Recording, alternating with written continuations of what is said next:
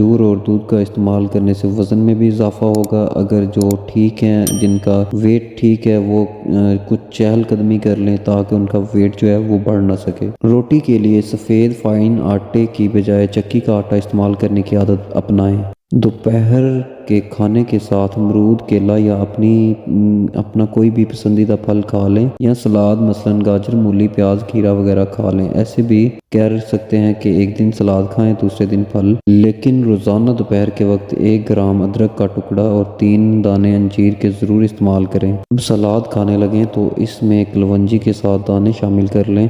سلاد اور پھل کا استعمال آپ کے معدے کی گرمی سے بچائے گا۔ معدے کے امراض تمام بیماریوں کی جڑ ہوتے ہیں۔ ادرک اور انجیر آپ کے معدے کے تمام مسائل حل کر دیں گے اور قبض نہیں ہونے دیں گے، اور جس کا معدہ ٹھیک ہو اور قبض کا مسئلہ نہ ہو وہ مردانہ کمزوری کا شکار ہو ہی نہیں سکتا۔ رات کا کھانا آپ کی صحت کی